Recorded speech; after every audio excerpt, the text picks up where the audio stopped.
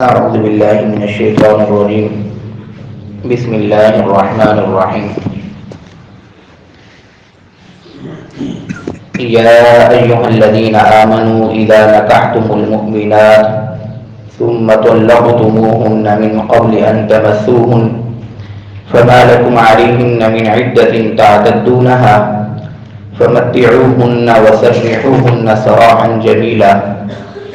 صدق الله العظيم.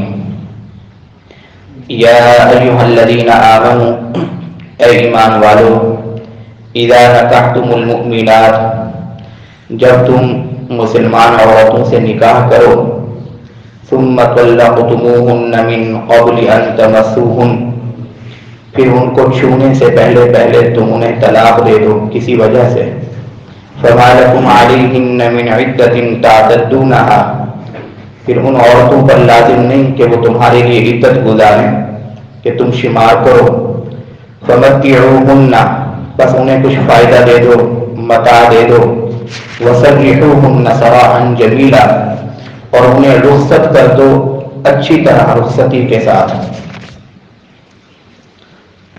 سورہ احزاب آیت نمبر 49۔ آپ حضرات کو معلوم ہے کہ سورہ احزاب مدنی صورت ہے، اور میں نے عرض کیا تھا کہ اس صورت کے اندر بڑی تفصیل کے ساتھ احکام کا ذکر کیا گیا ہے، معاشرتی احکام اور خاص طور پر نکاح طلاق کے مسائل، یہ ایک موضوع ہے، اور دوسرا رسول اللہ صلی اللہ علیہ وسلم کے حقوق کا، آپ علیہ الصلوۃ والسلام کی صفات کا، وقتاً فوقتاً کبھی حضور کی صفات کا ذکر آتا ہے، پھر موضوع چلا جاتا ہے نکاح طلاق کے مسائل کی طرف۔ پہلے بھی نکاح طلاق کے مسائل گزر چکے ہیں اسی صورت میں۔ یہ سورہ 49 ہے، اس کے اندر اللہ تبارک و تعالیٰ نے حکم بیان کیا ان عورتوں کے بارے میں کہ جن کے ساتھ نکاح تو ہوتا ہے اور رخصتی کی نوبت نہیں آتی، کسی وجہ سے طلاق ہو جاتی ہے ان عورتوں کو، اور ان کے ساتھ خلوت یعنی شب گزاری کا موقع نہیں ملا، تو ایسی عورتوں کے بارے میں حکم کیا ہے کہ وہ عدت گزاریں گی یا نہیں گزاریں گی۔ تو پہلا حکم تو یہ ہے، اس آیت کے اندر دو حکم دیے گئے۔ پہلا حکم یہ ہے کہ ایسی عورتوں کے اوپر کوئی عدت نہیں ہے، نکاح ہوا اور کوئی شب گزاری نہیں ہوئی، رخصتی نہیں ہوئی، پہلے ہی طلاق کی نوبت آئے گی تو یہ عورتیں عدت نہیں گزاریں گی جب انہیں طلاق ملے گی۔ اور دوسرا حکم یہ کہ جب تم نے ان کو طلاق دے دی ہے تو انہیں پھر تھوڑا مال و متاع بھی دے دو۔ مال و متاع کا مطلب یہاں دو چیزیں، ایک تو وہ چیز جو دینا لازم ہے یعنی حق مہر۔ اب وہ عورت کے جس کے ساتھ شب گزاری کا موقع ہی نہیں ملا، رخصتی سے قبل اسے طلاق دے دی گئی ہے، اس کا حق مہر کتنا ہے؟ تو جو حق مہر طے ہوا ہے اس کا آدھا دیا جائے گا، نصف مہر۔ ایسی عورت کو نصف مہر دیا جائے گا، آدھا حق مہر دیا جائے گا، اور اس کے ساتھ ساتھ کوئی جوڑا یا کوئی ایسی چیز جو اس کے برتنے کی ہے وہ دے دینا بھی مستحب ہے طلاق کے وقت۔ وسرحوہن سراحا جمیلا، اور اچھے طریقے سے رخصت کرو۔ پہلی بات عدت کے حوالے سے ذہن میں رکھیں، پچھلے دروس کے اندر جب طلاق کے مسائل آئے تھے تو طلاق اور حق مہر کے حوالے سے تو تفصیلاً بات ہوئی تھی۔ عدت کے مسائل اور اس کے اندر یہ چیزیں ایسی ہیں کہ جو بڑی ہی تفصیل طلب ہیں، لیکن موٹی موٹی جو چیزیں ہوتی ہیں مسائل وہ آپ حضرات کے گوش گزار کر دیتا ہوں، اور مقصد یہ ہے کہ وہ موٹے مسائل بھی ہمارے علم میں ہوں اور ہمیں پتہ ہو کہ یہ مسائل بھی جاننا انتہائی ضروری ہے، پھر اس سے متعلقہ جو مسائل ہیں وہ بھی وقتاً فوقتاً پوچھ لینے چاہیے۔ عدت دو طرح کی عورتوں کی ہوتی ہے، ایک تو وہ عورت جسے طلاق دی گئی، اور دوسری وہ عورت کہ جس کا خاوند فوت ہو جاتا ہے یعنی بیوہ۔ اور آپ حضرات نے پڑھا ہوگا کہ یہ جو طلاق یافتہ عورت ہوتی ہے اس کی جو عدت ہوتی ہے وہ 3 مینسز ہوتی ہے، 3 ماہواریاں۔ اور اگر وہ ایسی عورت ہے کہ جس کے مینسز بند ہو گئے ہیں زیادہ عمر کی وجہ سے یا کسی وجہ سے، تو ایسی عورت کی عدت پھر 3 مہینے ہوتی ہے اگر وہ طلاق یافتہ ہے۔ مہینے. اور اگر وہ عورت ایسی ہے کہ جو حاملہ ہے تو پھر حاملہ کی جو عدت ہوتی ہے وہ وضع حمل ہوتی ہے، چاہے 2 دن بعد بچہ پیدا ہو جائے چاہے 6 مہینے بعد بچہ پیدا ہو. تو جب بچہ پیدا ہوگا تو اس کی عدت ختم ہوگی. یہ عدت ہے طلاق یافتہ عورت کی. اور اسی طرح ایک عورت ہوتی ہے بیوہ. بیوہ کی جو عدت ہوتی ہے وہ 4 مہینے 10 دن ہوتی ہے اگر وہ حاملہ نہیں ہے. اگر وہ حاملہ ہے تو اس کی عدت بھی کیا ہوگی؟ وضع حمل ہوگی. بچہ چاہے 2 دن بعد پیدا ہو جائے، 1 دن بعد پیدا ہو جائے یا 6 مہینے بعد پیدا ہو، جب بچہ پیدا ہوگا تو اس کی عدت ختم ہو جائے گی. اب عدت کے جو احکام ہوتے ہیں، جو عورت عدت گزار رہی ہوتی ہے اسے کہتے ہیں معتدہ. عدت گزارنے والی عورت وہ چاہے بیوہ ہے یا اسے طلاق بائن دی گئی ہے، دونوں صورتوں میں. طلاق بائن بھی پیچھے آپ پڑھ چکے ہیں، طلاق کی تفصیل آپ پڑھ چکے ہیں. طلاق رجعی ہوتی ہے، طلاق بائن اور طلاق مغلظہ. طلاق بائن کے جس کے بعد دوبارہ نکاح کیا جاتا ہے، بغیر نکاح کے رجوع ممکن نہیں ہوتا. ان دونوں عورتوں کے لیے لازم ہے کہ یہ دونوں عورتیں عدت کے دوران ہر قسم کی ظاہری جو خوبصورتی ہوتی ہے، میک اپ کی صورت میں خوشبو لگانا، مہندی لگانا، تیل لگانا، سرما لگانا، یہ ان کے لیے جائز نہیں ہے. دونوں کے لیے زیادہ سختی اگرچہ بیوہ کے لیے ہے لیکن دونوں کے لیے جائز نہیں. عدت کے دنوں کے دوران ان کے لیے جائز نہیں کہ یہ خوشبو لگائیں، مہندی لگائیں. یہ کوئی افضل یا غیر افضل کا معاملہ نہیں ہے، حرام حلال کا معاملہ ہے، جائز ناجائز ہونے کا. جائز نہیں ہے عورتوں کے لیے کہ عدت کے دوران یہ خوشبو لگائیں، تیل لگائیں، مہندی لگائیں، سرما لگائیں یا بغیر کسی شدید شرعی ضرورت کے گھر سے باہر نکلیں.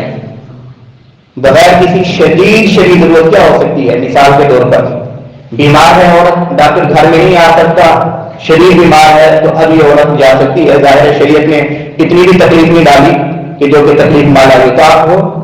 تو ایسی شدید شرعی ضرورت کے وقت گھر سے نکلنا جائز ہوتا ہے. وغیرہ عام حالات کے اندر کے خاندان میں کوئی فوتی ہو گئی ہے، کوئی خوشی غمی ہے، اس میں بھی یہ معتدہ عورت جو عدت گزار رہی ہے اس کے لیے جانا جائز نہیں ہے.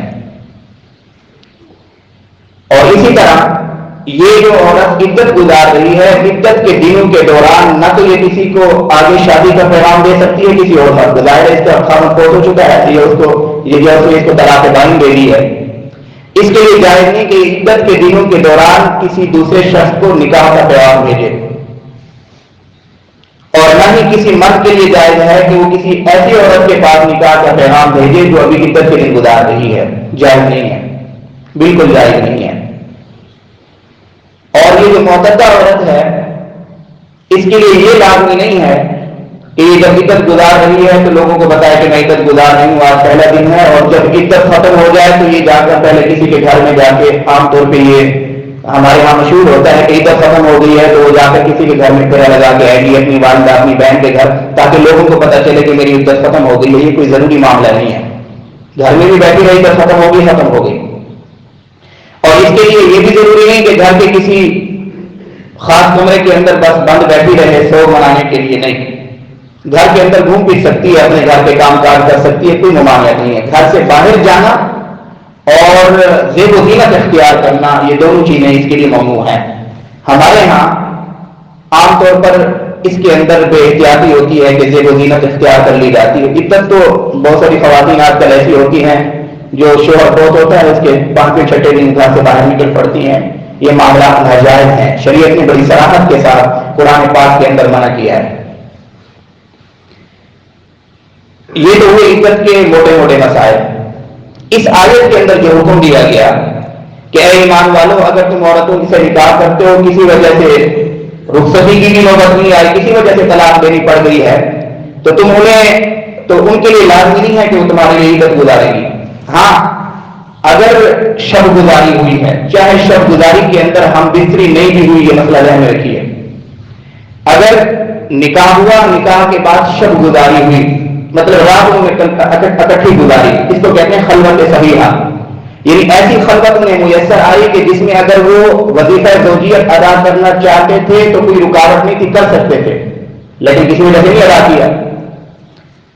اب یہ اگر ان کو موقع ملا ہے، اگرچہ ہم بستری نہیں ہوئی لیکن خلوت صحیحہ ہوئی ہے، دونوں آپس میں تنہائی میں اکٹھے ہوئے ہیں، پھر بھی اگر طلاق کی نوبت آ جاتی ہے تو اب یہ عورت عدت بھی گزارے گی اور اس عورت کے اوپر لازم، مرد کے اوپر لازم ہوگا کہ وہ اسے پورا پورا حق مہر ادا کرے۔ لیکن اگر اسے چھوا تک بھی نہیں ہے، رخصتی ہی نہیں ہوئی، آپس میں خلوت کا موقع ہی نہیں ملا، تو اب حکم یہ ہے کہ وہ عورت عدت نہیں گزارے گی اور نہ ہی یہ پورا حق مہر دے گا بلکہ آدھا حق مہر دے گا۔ یہ بھی اسلام کا حسن ہے، خوبصورتی ہے، اور یہ اسلام کا کل امتیاز ہے کہ اسلام نے کتنے نازک موقعوں پر جہاں بظاہر جھگڑے کی فضا ہوتی ہے وہاں بھی حسن معاشرت کا حکم دیا ہے۔ اب یہ جو نکاح کا تعلق ہوتا ہے، نکاح کے اندر عورت اور مرد کی محبت سے یہ تعلق قائم ہوتا ہے، ایک دوسرے کی محبت کے ساتھ، مودت کے ساتھ، الفت کے ساتھ۔ اب ظاہر ہے کہ جب طلاق کی نوبت آتی ہے تو فضا بدل جاتی ہے، دشمنی، مخالفت اور ایک دوسرے کے بارے میں انتقام کے جذبات یہ مجموعہ ہو جاتا ہے، اس وقت کی فضا یہ ہوتی ہے۔ لیکن اس وقت بھی اسلام کیا حکم دے رہا ہے؟ اسلام حکم یہ دے رہا ہے کہ جو تم نے حق مہر دینا ہے وہ حق مہر پورا کا پورا ادا کرو اگر اس کے ساتھ خلوت ہو چکی ہے، اور اگر نہیں ہوئی، رخصتی سے پہلے طلاق دے دی ہے تو تمہارے اوپر لازم ہے کہ اس کا نصف حق مہر ادا کرو۔ اگر 1,00,000 روپے ہے تو 50,000 ادا کرو، اگر 1 تولہ سونا ہے تو آدھا تولہ سونا ادا کرو۔ اور وَسَرِّحُوهُنَّ سَرَاحًا جَمِيلًا، بڑے اچھے طریقے کے ساتھ رخصتی کرو۔ یہ ہر عورت کے بارے میں جس کو بھی طلاق ملے، چاہے اس نے 20 سال اکٹھے گزارے ہوں، چاہے 1 دن اکٹھا گزارا ہو، اس کو اگر تم رخصت کر رہے ہو تو اچھے طریقے سے رخصت کرو۔ اچھے طریقے سے رخصت کرنے کا کیا مطلب ہے؟ ان آیات کی تشریح کے اندر علماء نے لکھا ہے، اور وہ بھی قرآن پاک کی آیات سے واضح ہے، صراحتاً واضح ہے کہ کسی عورت کو جب طلاق مل جاتی ہے تو مرد کے اوپر لازم ہے کہ وہ اسے اس گھر سے نہ نکالے جب تک کہ اس گھر کے اندر وہ عدت نہ گزار لے۔ اسی مرد کے گھر کے اندر عدت گزارے گی عورت، جس عورت کو مرد نے طلاق دی ہے۔ اب دیکھیں اسلام نے کتنا خوبصورت نظام دیا ہے، اور آج ہمارے معاشرے میں کیا ہے؟ اسلام کہتا ہے کہ جس مرد نے عورت کو طلاق دی ہے، طلاق دینے کے بعد، یہ عام عورتوں کی بات ہو رہی ہے، رخصتی سے پہلے کی بات نہیں، جن کا ایک وقت ساتھ گزرا ہے اس کے بعد کسی وجہ سے طلاق ہو گئی، اب مرد کے اوپر لازم ہے کہ مرد اسی گھر کے اندر، جس گھر کے اندر یہ عورت تھی، اس گھر کے اندر اس کو عدت گزارنے دے۔ اگر کسی کوئی حالات ایسے پیدا ہو گئے ہیں عورت خود بخود جانا چاہتی ہے، وہ الگ مسئلہ ہے، لیکن مرد کے اوپر لازم ہے کہ اسی گھر کے اندر اسے ماحول اچھا پرامن ماحول دے کہ وہ عدت گزارے، جو مرد کا گھر ہے۔ 3 مہینے یا 3 منتھ وہ اس کے اندر عدت گزارے گی۔ اور پھر دوسرا حکم مرد کے لیے یہ لازم ہے کہ عدت کے دنوں کے دوران مرد نفقہ بھی دیتا رہے گا۔ یہ مسئلہ ذہن میں رکھیے، قرآن پاک کا حکم ہے۔ مرد کے اوپر لازم ہے کہ جس عورت کو طلاق دی ہے اور وہ طلاق یافتہ عورت اس کے گھر کے اندر عدت بھی گزارے گی، اور عدت کے دنوں کے دوران نام نفقہ بھی کون دے گا؟ مرد دے گا۔ اور جب یہ عدت مکمل ہو جائے گی، اس کے بعد جب مرد اسے رخصت کرے گا تو وَسَرِّحُوهُنَّ سَرَاحًا جَمِيلًا، اے لوگوں اپنی عورتوں کو کسی وجہ سے اگر طلاق کی نوبت آ جاتی ہے، اگر تم نے ان کو رخصت ہی کرنا ہے تو اچھے طریقے سے رخصت کرو، کچھ دے کر، 1-2 جوڑے دے کر، کچھ ان کی ضروریات کا سامان دے کر رخصت کرو، تاکہ اگر یہ تعلق کے اندر، اس ازدواجی تعلق کے اندر نباہ ممکن نہیں تھا، پھر بھی کسی کی بیٹی ہے، کسی کی بہن ہے، تمہاری بھی کل کو بیٹی ہو سکتی ہے، بڑے اچھے طریقے سے رخصت کرو۔ آج دیکھیں ہمارے یہاں کیا ہو رہا ہے، ہمارے یہاں تو اس طرح کی کوئی فضا نظر نہیں آتی، بڑے بڑے دینداروں میں بھی نہیں آتی کہ خدا نہ خواستہ اگر طلاق کی نوبت آ گئی ہو تو اس مرد نے یہ گوارا کیا ہو کہ میرے گھر کے اندر یہ عدت بھی گزارے اور نام نفقہ بھی۔ کہاں ہوتا ہے؟ طلاق شروع ہی گالی سے ہوتی ہے، الزامات اور کام و تشریح سے ہوتی ہے، ذاتیات پہ ہوتی ہے، اور ختم بھی اسی پہ ہوتی ہے، جھگڑوں پہ ہوتی ہے۔ بلکہ حق عورت کا مار لیا جاتا ہے، عام طور پہ عورت کا حق ہی مار لیا جاتا ہے کہ جب میں نے طلاق دی ہے تو حق مہر اگر مرد کے دن میں ہوتا ہے وہ دینے کو تیار ہی نہیں ہوتا، الا یہ کہ کوئی آنے والے مضبوط ہوں سسرال والے، ورنہ شریف اور کمزور عورتوں کا آج کل کوئی فرسان حال نہیں ہے۔ اس لیے ہمیں یہ بات ذہن میں رکھنی چاہیے کہ ہم جو کچھ کر رہے ہیں وہ ہمارے ساتھ ہونا ہے۔ اگر اچھا کر رہے ہیں معاشرے کے تمام افراد کے ساتھ، کسی کی بہن بیٹی کے ساتھ، تو ہماری بھی بہنیں ہیں اور ہماری بھی بیٹیاں ہیں، اسلام کے ان احکامات کو سامنے رکھنا چاہیے۔ اور دوسرا اسلام کا حسن دیکھیں، آپ کو دوسرے آپ جائیں گے مذاہب کے اندر 2 انتہائیں نظر آئیں گی، انتہائیں۔ ایک انتہا تو یہ ہے، ایسے یعنی ادیان باطلہ ہیں جیسے ہندو مت ہے، ان کے اندر تو طلاق کا تصور ہی نہیں ہے، طلاق کا تصور ہی نہیں ہے۔ یعنی اگر میاں بیوی کی نہ بھی بن پائے اور اگر اپنے مرد کے ساتھ ریلیکس نہیں ہے، اور سوال ہی پیدا نہیں ہوتا کہ وہ عورت جو ہے نا خاوند سے طلاق کا مطالبہ کر سکے. ہندو مت کے اندر طلاق کا تصور ہی نہیں ہے. ابھی کچھ عرصہ پہلے یہ باقاعدہ ایک بل پاس ہوا تھا، یعنی بل پیش کیا گیا تھا، واللہ اعلم پاس ہوا کہ نہیں ہوا. اس طرح کے معاملات کے اندر کے ہندو عورتوں کے اوپر جو ہے ظلم ڈھایا جا رہا ہے کہ اگر آپس میں کسی وجہ سے نکاح ممکن نہیں تو اس عورت نے آخری دم تک کسی شوہر کے ساتھ رہنا ہے، طلاق کا مطالبہ بھی نہیں کر سکتی. اور دوسرا یہ ہے کہ اگر ہندو مرد جو شوہر ہے وہ اگر مر جاتا ہے تو اس کے بعد ساری زندگی اس بیوہ عورت کے لیے دوسرے نکاح کا تصور بھی نہیں ہے ہندو مت کے اندر. اسلام اب یہ دوسری انتہا کی طرف آئے، عیسائیت اور یہودیت کی طرف. وہاں تو مادر کی طرح آزادی ہے، چھوٹی چھوٹی بات پہ طلاق لے لی جاتی ہے. یہ اس لیے کہ میرا خاوند میرے کتے کے ساتھ محبت نہیں کر رہا. یہ کیس آپ پڑھیں گے، عورت نے جا کر عدالت کے اندر کیس دائر کیا اور عدالت نے آپس میں تفریق کروا دی کہ عورت اس کے ساتھ ریلیکس نہیں ہے، اس لیے کہ عورت میں جو کتا پالا ہوا ہے خاوند کو اس سے الرجی ہے، خاوند اس سے ڈسٹرب ہو رہا ہے. تو اب عورت جا کے کہتی ہے کہ میرا خاوند میرے ساتھ ریلیکس نہیں ہے، میں کتا پالنا چاہتی ہوں لیکن خاوند رکاوٹ بنا ہوا ہے. تو عدالت کیا کر دیتی ہے؟ دونوں کے درمیان تفریق کر دیتی ہے. ایسے کیس بھی آپ پڑھیں گے مغرب کے اندر، یورپ کے اندر، کہ عورت گئی اور جا کر کہتی ہے کہ میرے گھر میں میرا بوائے فرینڈ آتا ہے لیکن میرے خاوند کو شکایت ہے، میں خاوند کے ساتھ نہیں رہنا چاہتی. آپ میں طلاق ہو جاتی ہے.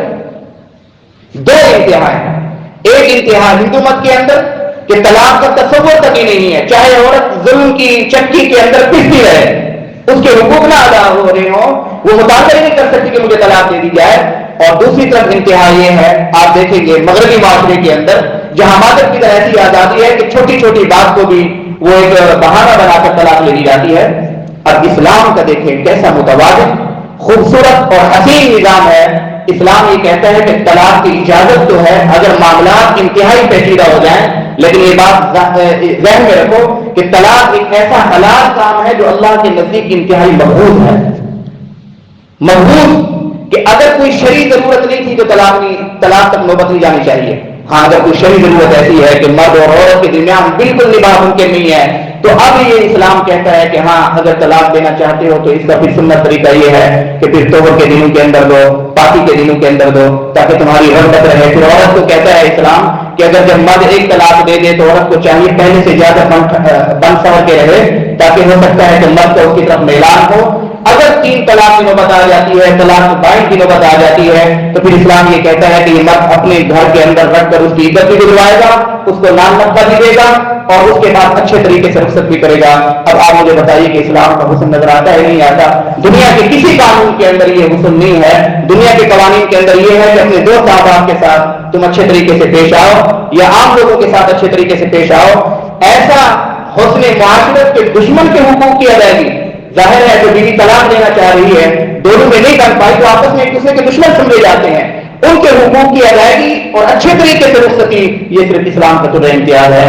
اللہ تبارک و تعالیٰ مجھے آپ حضرات کو صحیح معنوں میں اسلام بطور مذہب بطور دین اس کے اوپر ہمیں شرح صدر نصیب فرمائے، اعتماد نصیب فرمائے اور اسلامی تعلیمات پر دل و جان سے عمل پیرا ہونے کی توفیق عطا فرمائے.